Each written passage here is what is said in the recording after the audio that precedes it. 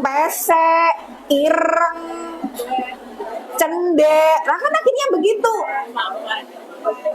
Tapi kalau kita memperbanyak syukur, akhirnya keinginan dunia kita tuh jadi lebih sederhana. Jadi ibu nek kepengen iki delok koncane, ya Allah, iki wis sampai di tempat yang viral, aku kapan drono, misalkan gitu ya. Akhirnya ngajak, ayo toh, ini loh koncone ibu nge-share ini loh, barusan ada tempat makan baru. Ayo habis itu kesini. Kalau keinginan kita dunia begitu besar, itu berarti syukur kita kurang sama Allah. Itu jadi tolak ukur, Bu. Orang itu kalau banyak syukurnya, keinginan dunianya jadi lebih sederhana. Saat misalkan ngaca gitu ya, nek banyak bersyukur, maka dia tidak menjadikan standar itu. Dia akhirnya melihat, oh ya Allah, serapopo, aku lemu, sing penting sehat. Rapopo tuwe, sing penting usiane berkah, kan gitu ya. Jadi akhirnya kita tidak banyak mempertanyakan ngopo yo kok enek sing ngene, aku kok ngene, enggak. Ya. Maka kenapa kita harus ridho? Satu, karena Allah Maha bijaksana. Wallahu ya'lamu wa antum la ta'lamun. Allah mengetahui sedangkan kalian tidak mengetahui. Al-Baqarah 216. Kadang kita itu nggak paham alasan Allah memberikan kita ujian itu apa. Padahal sesuatu yang Allah kasih dari ujian buat kita, itu versi terbaik dari hidup kita. Contoh kecil aja lah. Kalau kemudian kita sayang sama anak kita, padahal anak kita ini punya alkan. Dia nangis, ngedrel-ngedrel, minta coklat, minta permen, minta es krim. Tapi hari ini kita larang. Kita kan nggak bisa untuk menjelaskan dengan bahasanya anak-anak. Yang kita tahu coklat itu nanti mengandung ini, alergen. Kalau kamu kebanyakan akhirnya kamu batuk lagi, nek wis batuk ngene gitu ya. Cuman kan karena kita ini nggak bisa membahasakan dan anak nggak bisa nerima penjelasan kita, akhirnya anak tahu adalah marah, ngerasa bahwa orang tuaku nggak sayang, sekedar minta coklat aja nggak dikasih. Seperti itu sebenarnya Allah sama kita, bahwa ketika kita mendapatkan sesuatu yang hari ini versi kita, kok Allah begini sama kita? Karena kita nggak paham. Ada sesuatu yang lebih baik, yang itu tidak bisa kita nalar dengan logika kita, karena Allah Maha tahu apa yang kita tidak tahu. Kalau hari ini kita ngerasa Allah nggak adil sama kita, terus versi kamu yang kamu anggap adil itu siapa? Kalau Allah aja sampai dengan hari ini banyak orang yang mengatasnamakan Allah itu nggak adil, Allah itu zalim sama hidupku, Allah itu begini. Lah terus menurutmu kalau Allah itu zalim, apa pentingnya Allah zalim sama kita? Saya cuma sampaikan bahwa buat orang-orang hari ini yang banyak kecewa pada kehidupan dunia dan mereka meninggalkan Allahnya, loh itu banyak loh Bu. Dia kecewa sama manusia, tapi yang dia tinggalkan rohnya, coba. Iya, seorang istri yang ketika mungkin mendapati suaminya selingkuh, yang tadinya pakai jilbab, bukan cuma lepas jilbab, lepas sak ucol sak klambi-klambine kan gitu ya. Wala'iyadzubillah. Kamu kecewa sama manusia, kenapa yang kamu tinggalkan Allah? Itu banyak banget kejadian-kejadian, terutama anak-anak muda kita hari ini ya. Itu yang seperti itu. Kalau kita mikir Allah zalim sama aku, maaf ya, saya bilang, kita tuh siapa? Sampai Allah tuh penting banget buat zalimi kita. Maaf ya, Allah tidak menciptakan kita, Allah nggak rugi. Kita mau maksiat kayak apapun, itu tidak membuat Allah jadi hina. Bahkan kita ibadah mau semaksimal mungkin, itu juga tidak menambah kemuliaannya Allah. Allah tetap agung dengan kemahabesarannya. Saya cuma bilang kepada semuanya yang hari ini kadang meninggalkan Allah karena kecewa sama makhluk.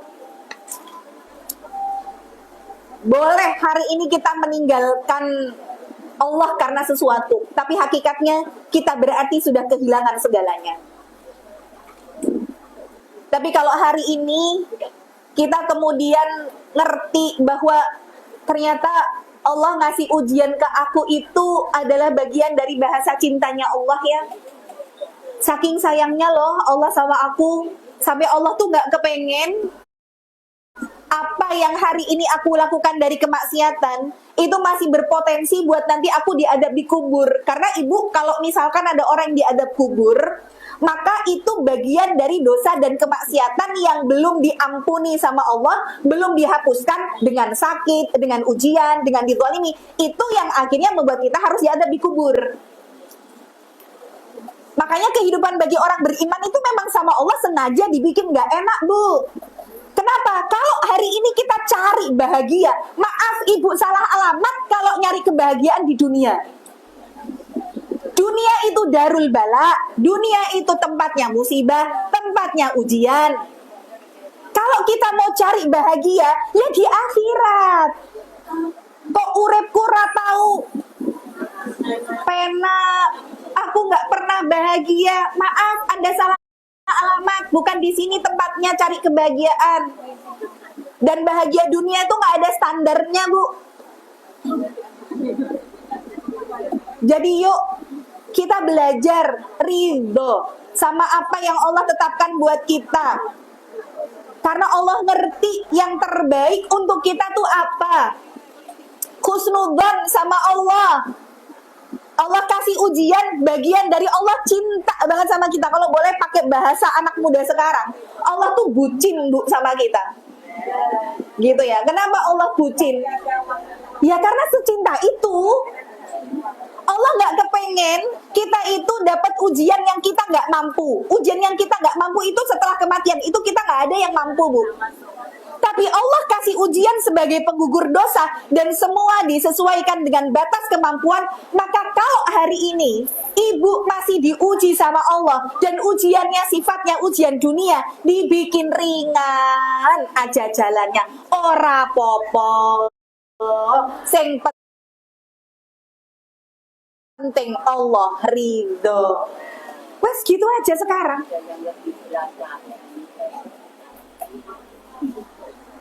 Maka sebuah perkataan ulama, ridhon nasi ghayatun la tudrak, ridhonya manusia itu sebuah tujuan yang gak akan pernah bisa tercapai. Ibu hari ini hidup, niatnya gue nyeneng ke uang. Orang itu gak bisa ada standar puas mau kita senengin, Bu. Kita arep nyeneng ke sopo, nyeneng ke bojo. Suami itu manusia. Manusia itu potensinya mengecewakan.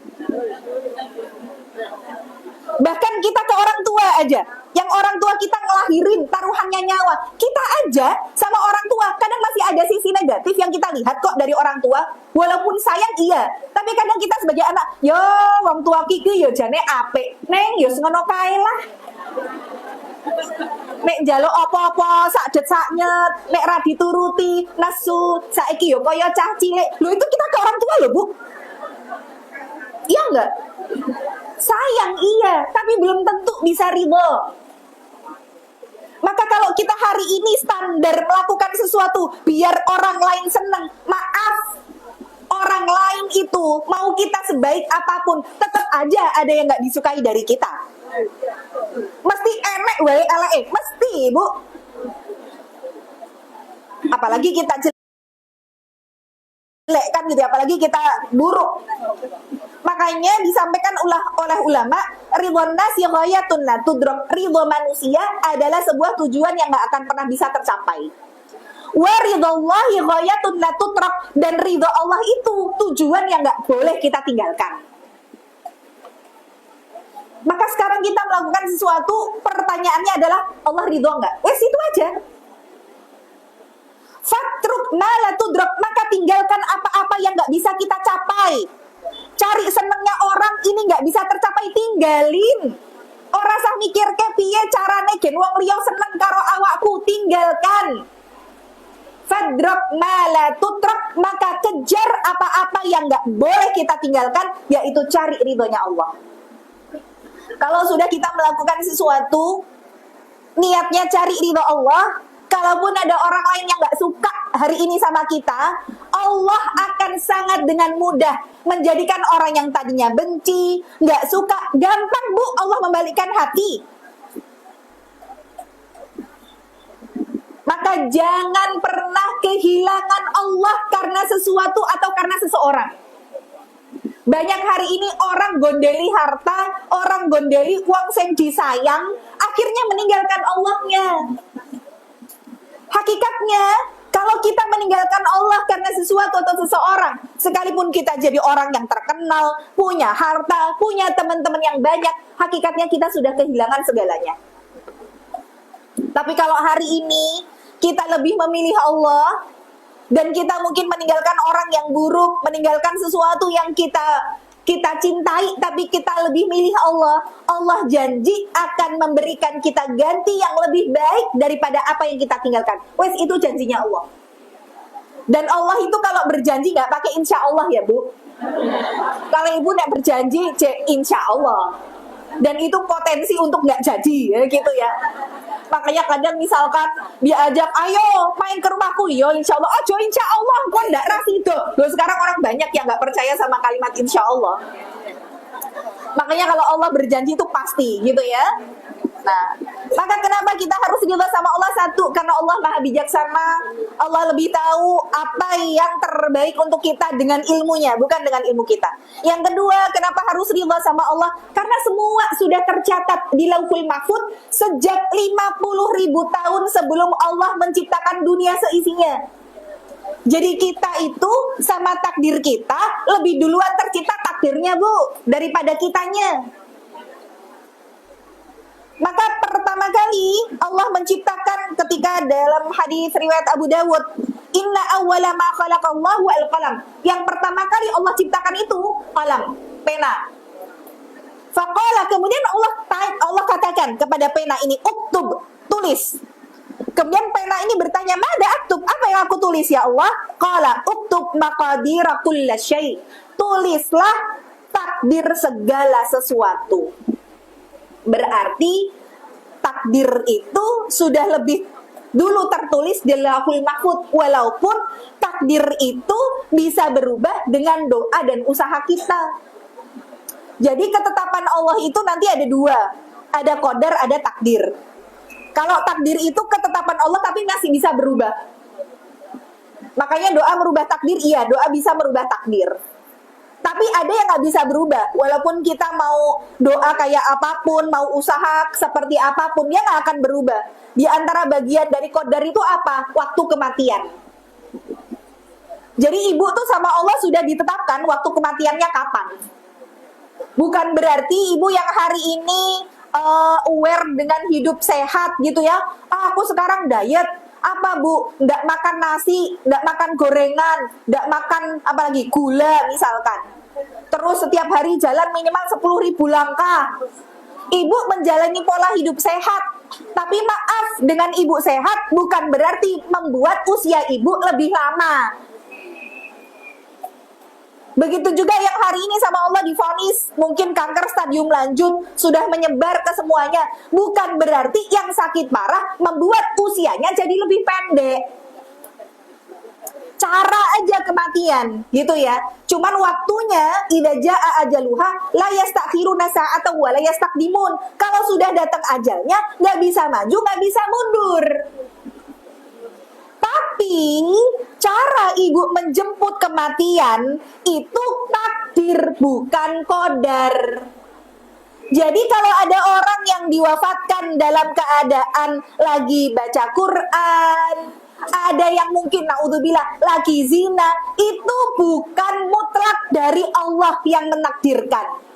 Terus kita mikir, ya Allah, kasihan banget ya, kok Allah tuh tega nyabut nyawanya orang dalam keadaan maksiat. Itu bukan Allah tega, Ibu. Karena cara kematian itu disesuaikan dengan kebiasaan kita. Maka mustahil orang yang gak pernah melakukan kebaikan kok diwafatkan dalam keadaan baik.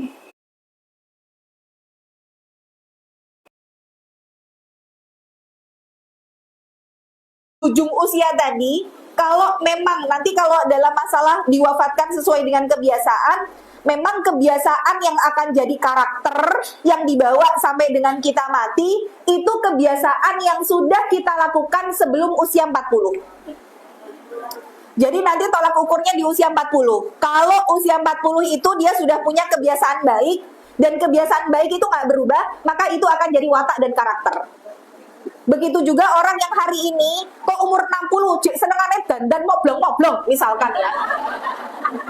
Senengane enek musik joget-joget gitu ya. Maaf ya, nyanyi-nyanyi karaokean terus nanti wah, itu saya mendapati masih ada beberapa yang seperti itu. Maaf Bu, itu bukan ujuk-ujuk. Itu kebiasaan muda. Kita sebagai anak, istri kadang mengingatkan, Pak, wes tuwek, boyo sojo koyo ngono, jek joget-joget, wae. Nyanyi-nyanyi gitu ya. Maka kalau namanya watuk ki jek iso ditambani. Nek watak, ya, kalau sudah terlanjur jadi watak dan karakter tuh sulit. Kecuali memang dia benar-benar mau berubah dari dirinya. Kalau sekedar kita nasehatin gitu ya, itu sulit, Bu. Nah ya, maka waktu kematian adalah qadar, cara kematian adalah takdir. Maka masih bisa berubah, walaupun semua sudah tercatat, tapi bisa kita usahakan. Ya.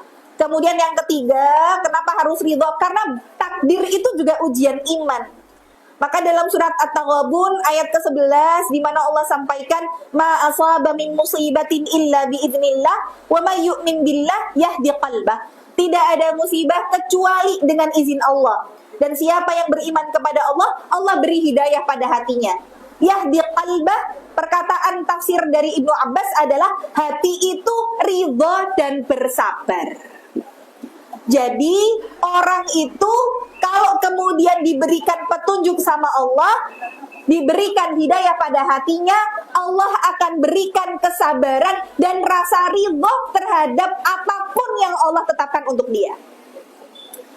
Maka kita lebih minta sama Allah itu diberikan rizki, bukan diberikan dunia. Karena ketika Allah kasih kita ujian, kita bisa ridho, itu rizki, Ibu. Ada orang yang kemudian diuji sama Allah, padahal ujiannya mungkin versi kita ringan, putus cinta. Akhirnya kalau tidak ada dirimu, lebih baik aku mati saja. Gitu ya. Ada anak-anak muda yang akhirnya pilih bunuh diri ketika diputusin pacarnya. Kalau kita yang hari ini sudah menikah, walah lele. Orang ngerti wae nek nikah ki piye rasane, kan gitu ya. Nah, lebih ruwet gitu ya daripada sekedar orang pacaran. Makanya sebenarnya yang menjadi masalah itu bukan ujian besar atau ujian kecil, Bu, tapi penerimaan hati.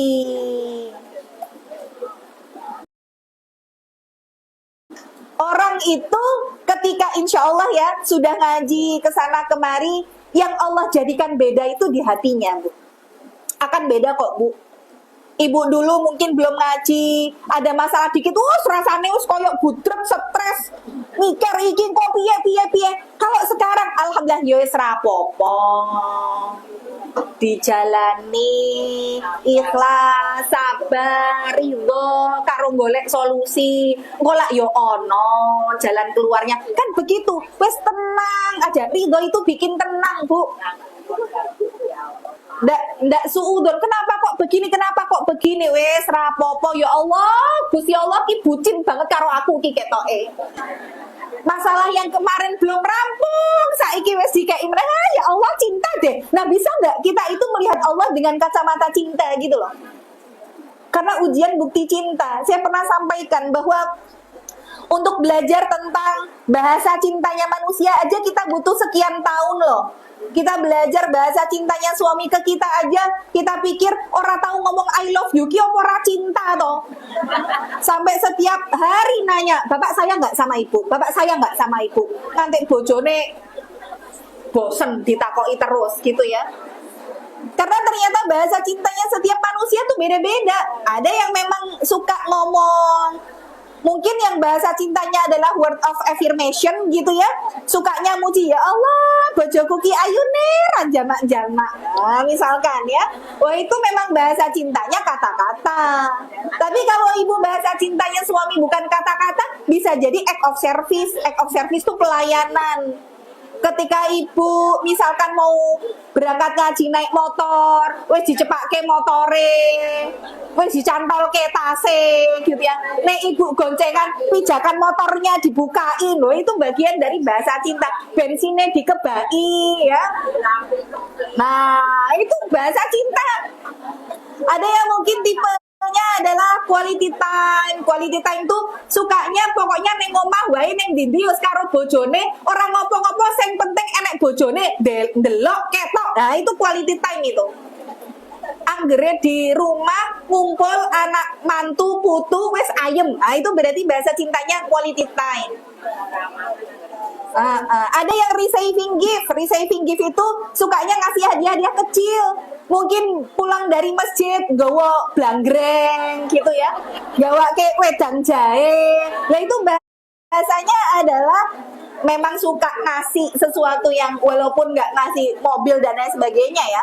Nah, kita tuh ke manusia aja kalau nggak belajar tentang bahasa cinta itu, kita nggak mudeng pikirannya suamiku nggak cinta karena begini, ora koyo wong-wong sing ngene. Nah, sekarang kita itu jadi hambanya Allah. Masa nggak belajar bagaimana bahasa cintanya Allah ke kita? Dan karena Allah itu bukan manusia, sehingga bahasa cintanya Allah beda sama bahasa cintanya manusia. Nek bahasa cintanya manusia senengane ngei bondo, sukanya ngasih materi. Lah bahasa cintanya Allah itu ngasihnya ujian. Karena kan Rasulullah bersabda, innallaha idza ahabba 'abdan ibtalahu. Allah kalau sudah cinta sama seorang hamba, maka hamba itu akan diuji. Berarti makin diuji makin cinta. Nah, nikmat. Makanya sudah kalau begitu ridho ya. Maka bedanya apa sih ridho sama sabar? Kalau sabar itu nahan diri dari keluh kesah. Kalau ridho itu nerima ketentuan Allah dengan lapang. Nah, itu bedanya. Jadi kalau misalkan contohnya dikasih ujian berat, sabar itu ya Allah, aku terima walaupun abot iki rasane. Lah itu sabar. Tapi kalau ridho, ya Allah, aku percaya Engkau tidak pernah salah dalam menetapkan dan mengatur hidupku. Wes apapun ya Allah yang Kau berikan, aku ridho. Aku nggak protes, aku nerima, aku nggak nanya. Nah itu ridho. Beda ya Bu? Nah, jadi ridho itu lebih tinggi daripada sabar. Tapi sabar itu jalan menuju ridho. Jadi memang setiap dari diri kita itu berproses ya. Kalau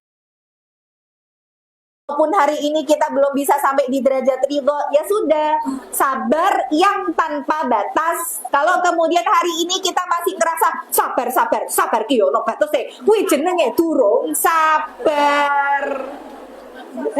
Karena sabar itu ketika Ali bin Abi Thalib ditanya, engkau tuh mau sabar sampai kapan? Maka beliau mengatakan, sa'asbiru hatta yu'jizu sabru an sabri. Aku akan bersabar sampai sabarku sendiri yang capek ngadepin sabarku. Wah, itu ya, itu berarti sampai seperti itu. Sabarnya sampai capek menghadapi sabar kita. Maka gimana tandanya kalau hati kita sudah ridho? 1, tidak mengeluh. Ya, lisannya tenang, tidak lain. Enggak terus ngerasa, iyalah penak dadi kowe, urepmu penak. Lah aku, itu banyak yang begitu. Makanya kalau orang Jawa bilang urep kuwi sawang sinawang. Apa yang orang lain lihat enak, belum tentu yang menjalani juga nyaman. Jadi daripada kita melihat kehidupan orang lain yang terus-menerus kita irikan, lebih baik kita melihat diri kita, apa yang bisa kita syukuri dari hidup.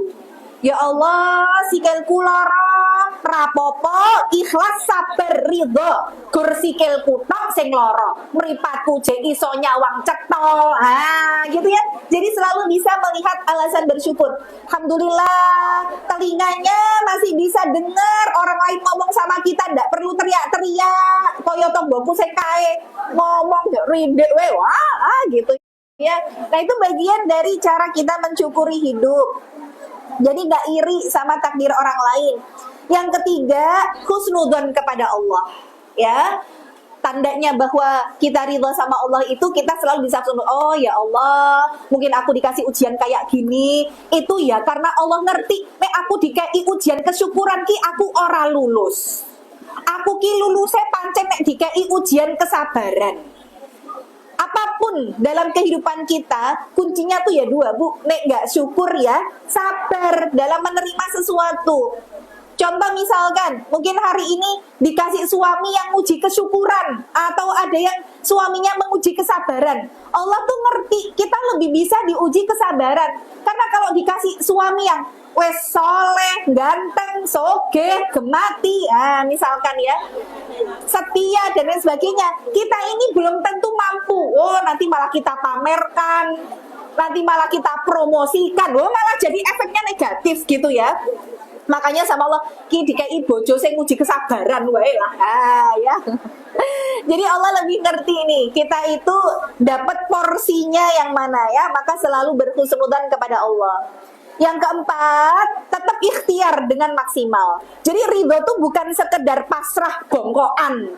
Wes, sak-sake Gusti Allah lah aku arep dikai kaya ngopo. Enggak, dia tetap ikhtiar, Bu. Tapi dari ikhtiarnya itu yang kemudian nanti Allah berikan solusi. Makanya dalam masalah saya mengambil sebuah pembelajaran dari kisahnya Ibunda Maryam ya. Jadi Ibunda Maryam itu ketika akan melahirkan, beliau dalam keadaan kontraksi yang begitu dahsyatnya, beliau akhirnya datang ke kebun kurma gitu ya. Kemudian Allah perintahkan, wa huzzi ilaiki bijid'in nakhlah tusakit alaiki rutaban janiyya. Goyangkan itu pohon kurma, kemudian dari pohon kurmanya itu nanti berjatuhan rutab atau kurma basahnya yang bisa kamu konsumsi. Nah, ini ada banyak pembelajaran di sini. Yang pertama nanti dijadikan sebagai metode persalinan Maryam. Nah, ibu-ibu kalau yang jadi bidan atau misalkan punya anak mantu yang sekarang itu banyak lihat media sosial terus ditemukan metode persalinan Maryam. Nah itu saya tanya sama tetangga yang dia persalinan Maryam, gimana sih cara persalinan Maryam? Jadi Maryam itu ketika akan melahirkan kan pegangan pohon kurma. Nah karena di sini ada pohon kurma, jadi pakainya tuh tiang. Jadi posisi nanti ibunya yang mau melahirkan pegangan tiang, terus goyak gitu. Terus nanti bidannya itu nampani dari bawah. Jadi bayinya tuh mak perucul gitu, brojol dari bawah gitu Bu. Iya, jadi dalam keadaan setengah berdiri, goyang-goyang. Katanya memang ini minim perobekan, minim rasa sakit. Katanya begitu. Cuman saya tuh ya ketika tanya, iya caranya, berarti bayinya brojol dari bawah, iya ditampani sama bidannya. Saya kok kayaknya tidak mau mencoba. Nah ini pembelajaran sih dari ayat itu ya. Persalinan Maryam. Yang kedua, ini juga menjadi pertanda kapan Nabi Isa dilahirkan. Jadi Nabi Isa itu kan kalau kemarin 25 Desember diperingati sebagai hari raya Natal dan itu hari kelahirannya Yesus versi mereka, Nabi Isa di dalam umat Islam. Sebenarnya itu mematahkan pendapat bahwa Nabi Isa tidak lahir di tanggal 25 Desember. Kenapa begitu? Karena 25 Desember itu kalau di luar negeri musim winter, musim dingin, musim salju.